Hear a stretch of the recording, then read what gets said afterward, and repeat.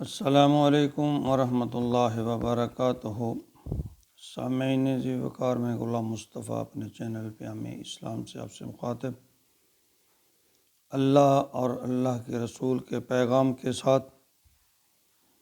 آج کا ہمارا سبق سورۃ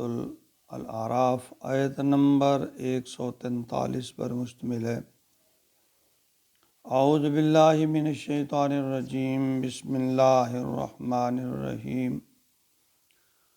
وَلَمَّا جَاءَ مُوسَىٰ لِمِيقَاتِنَا وَكَلَّمَهُ رَبُّهُ قَالَ رَبِّ أَرِنِي أَنظُرْ إِلَيْكَ قَالَ لَن تَرَانِي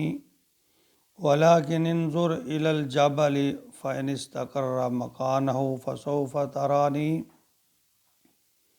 فَلَمَّا تَجَلَّىٰ رَبُّهُ لِلْجَبَلِ جَعَلَهُ دَكًّا وَخَرَّ مُوسَىٰ صَعِقًا فَلَمَّا أَفَاقَ قَالَ سُبْحَانَكَ تُبْتُ إِلَيْكَ وَأَنَا أَوَّلُ الْمُؤْمِنِينَ۔ بنی اسرائیل پر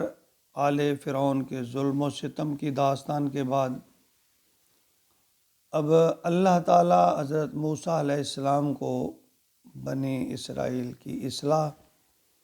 اور تربیت کے لیے طریقہ کار وضع کرنے کے لیے انہیں کوہ طور پر بلایا اور ہم کلامی کا شرف بخشا۔ چونکہ انسان حریص ہے، موسیٰ علیہ السلام سے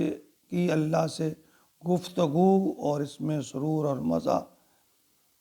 اس سے انہیں اللہ کے دیدار کا اشتیاق پیدا ہوا، تو اللہ سے گزارش کر دی کہ اے اللہ تو مجھے اپنا دیدار کروا۔ دل میں یہ تھا کہ جس ذات پاک سے گفتگو کرتے ہوئے ایسی روحانیت اور سرور ملتا ہے، دیدار سے کیسی خوشی محسوس ہوگی۔ تو واضح رہے یہ حضرت موسیٰ کا اللہ کی ذات سے ہم کلام ہونے کا دوسرا واقعہ تھا۔ اس سے پہلے جو اللہ تعالیٰ نے فرمایا کہ آگ لینے کی خواہش سے روشنی کی طرف بڑھے تو اللہ نے انہیں عصا اور ید بیضا کا معجزہ عطا فرمایا۔ سورۃ طٰہٰ آیت نمبر 9 سے تقریباً 14 تک اس کا واقعہ ہے۔ اذ رأى نارا فقال لأهلهم كثوا، جب موسیٰ نے دیکھا آگ کو تو اپنے گھر والی سے کہنے لگا امکثوا انی آنست نارا لعلی، تم ٹھہرو بے شک میں نے آگ دیکھی ہے، نارا لعلی آتیکم منہا، شاید میں اس سے کچھ چنگاری پاؤں یا لے آؤں، او آجد علی النار بقبس او آجد علی النار ہدا، یعنی آگ کے اس کو پالوں، اس کی چنگاری پالوں، پر وہ اس کی طرف بڑھے۔ وہاں آئے فلما آتا نودی موسیٰ، تو جب وہاں آئے تو ایک آواز آئی اے موسیٰ انی انا ربک فاخلع نعلیک، اے موسیٰ میں تمہارا رب ہوں سو اپنی جوتیوں کو اتار دے، انک بالوادی المقدس طویٰ، تو ایک میدان پاک یعنی طویٰ میں ہے۔ تو آگے پھر اسی طرح فرمایا اننی انا اللہ لا الہ الا انا فاعبدنی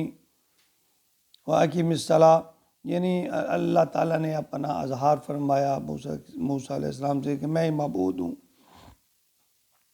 تو اس آیت مبارکہ میں فرمایا وَلَمَّا جَاءَ مُوسَىٰ لِمِيقَاتِنَا، جب موسیٰ پہنچے ہمارے پاس وقت مقررہ پر، وَكَلَّمَهُ رَبَّهُ،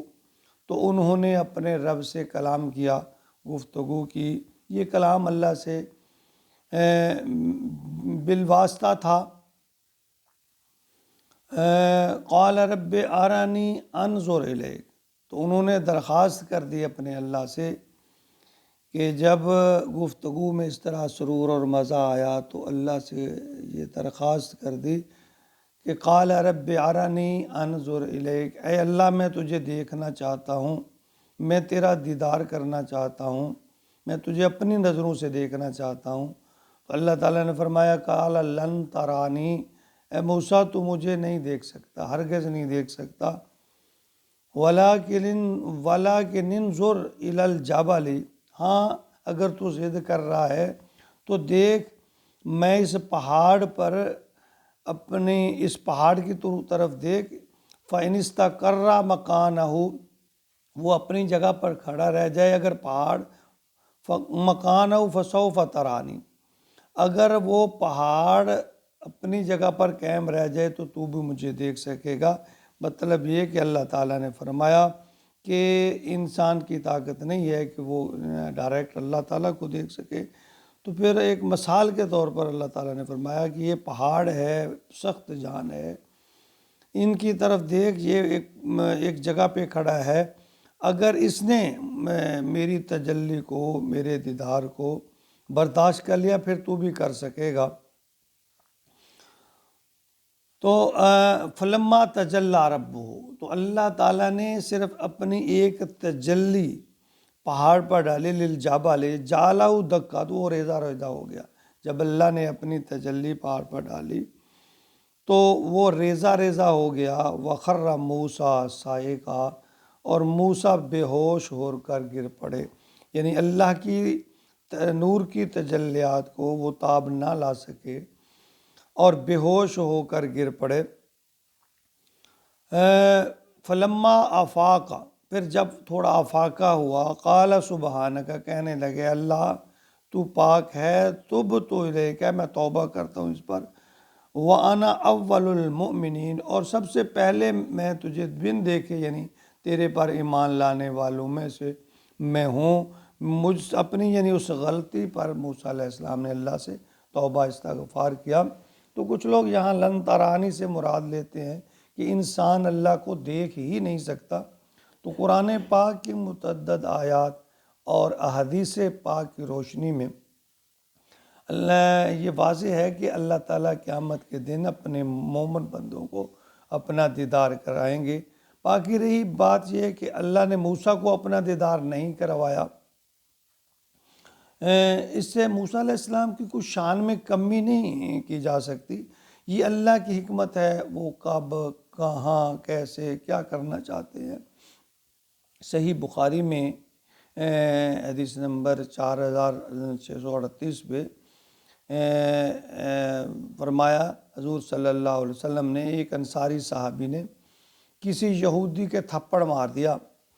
وہ شکایت لے کر نبی مکرم صلی اللہ علیہ وآلہ وسلم کے پاس آئے، اور آپ نے اس صحابی کو بلایا اور پوچھا کیا یہ سچ کہہ رہا ہے، یعنی کیا آپ نے اس کے تھپڑ مارا ہے؟ تو صحابی عرض کرنے لگے وجہ یہ ہوئی کہ اس نے کہا کہ اللہ کی قسم جس نے موسیٰ کو جہان میں فضیلت دی، تو میں نے اس سے کہا کہ محمد صلی اللہ علیہ وآلہ وسلم پر، یعنی نبی کی محبت میں صحابی یہ برداشت نہیں کر سکے کہ وہ موسیٰ کو نبی پاک صلی اللہ علیہ وسلم پر فضیلت دیں، تو اس نے کہا کہ میں نے غصے میں آ کر اس کو تھپڑ مارا، تو آپ نے فرمایا سنو، نبیوں کے درمیان تم مجھے فضیلت نہ دیا کرو، قیامت کے دن سب بے ہوش ہوں گے، سب سے پہلے مجھے ہوش آئے گا، میں دیکھوں گا کہ موسیٰ علیہ السلام عرش الہی کا پایا تھامے ہوں گے، میں نہیں کہہ سکتا کہ انہیں مجھ سے پہلے افاقہ ہوا یا طور کی بے ہوشی کے سبب یہاں انہیں بے ہوشی نہیں کیا گیا، اور یہ حدیث صحیح مسلم اور سنن ابو داؤد میں بھی ہے، یعنی ہر نبی کی اپنی اپنی شان ہے، کسی کو اللہ نے کوئی فضیلت دی ہے، کسی کو اللہ نے کوئی فضیلت دی ہے۔ اللہ تعالیٰ ہمیں تمام انبیاء پر ایمان اور اپنے نبی صلی اللہ علیہ وسلم کی تعلیمات پر عمل کی توفیق عطا فرمائے، آمین۔